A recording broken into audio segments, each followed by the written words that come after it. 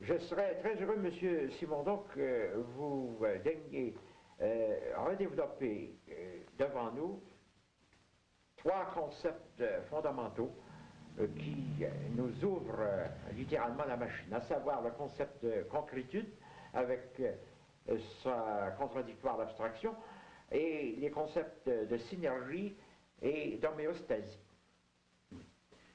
La concrétude, on aurait pu prendre un autre terme, cela signifie avant tout essentiellement la relation directe et simple de l'objet à lui-même. Un objet est dit concret quand il n'est plus une vue de l'esprit.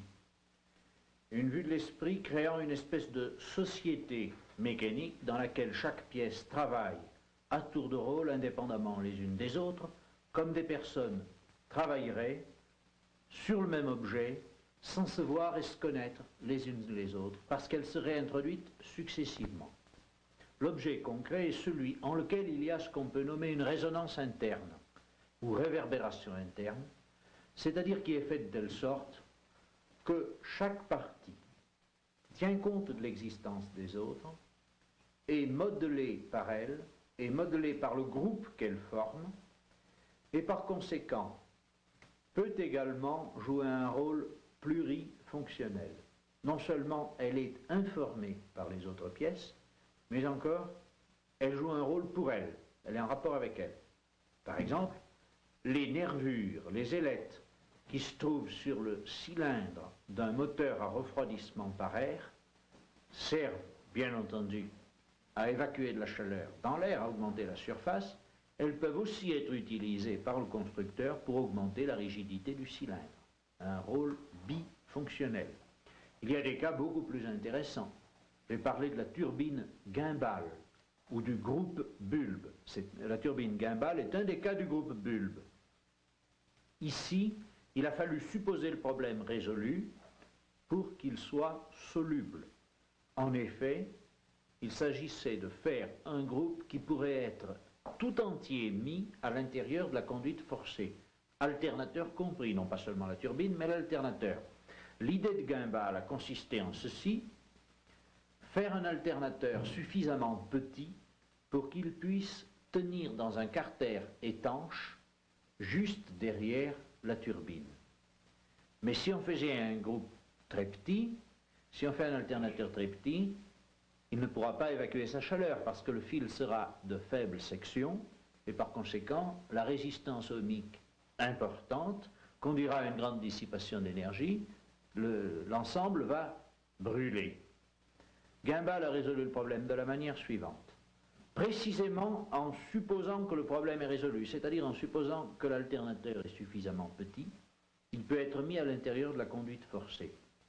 Et mis à l'intérieur de la conduite forcée, il pourrait être isolé avec de l'huile, il baignera tout entier dans l'huile. Comme l'alternateur tourne, l'huile est brassée énergiquement, elle transporte la chaleur de l'intérieur des bobinages vers le carter. Le carter est en lui-même au sein de la conduite forcée.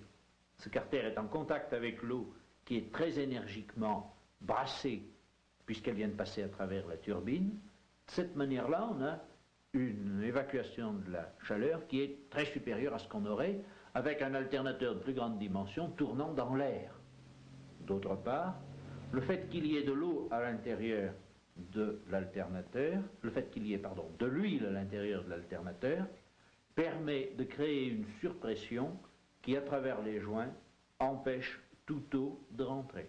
Si bien qu'au-dessus du barrage, il n'y a rien, il n'y a pas de station, il y a seulement une guérite avec un réservoir d'huile destiné à donner de la pression à l'intérieur du carter de l'alternateur. Voilà un exemple de simplification ou de concrétisation dans laquelle il a fallu supposer le problème résolu pour que tout soit un concret. Concret, c'est concretum, c'est-à-dire quelque chose qui se tient et en quoi organiquement aucune des parties ne peut être complètement séparée des autres sans perdre son sens. Est-ce que le transistor, comme vous l'avez écrit, là, est un cas extrême dans cet ordre d'idées, de concrétude extrêmement, en quelque sorte, tassée sur elle-même? Et sans doute, le transistor serait bien un cas de concrétude très tassée s'il ne possédait toutefois une légère infériorité par rapport au tube électronique à cathode chaude et à vide parfait, c'est de ne pas avoir d'écran. Je sais qu'on a tenté, par diverses techniques, de faire intervenir un écran électrostatique entre les électrodes actives. Malgré tout, le transistor reste, dans la plupart des cas, une triode et présente les caractères et les défauts de la triode, qui est qu'il y a des couplages involontaires cette fois-ci entre les électrodes actives, particulièrement entre l'électrode de commande qui s'appelle la base dans un transistor et l'électrode de sortie.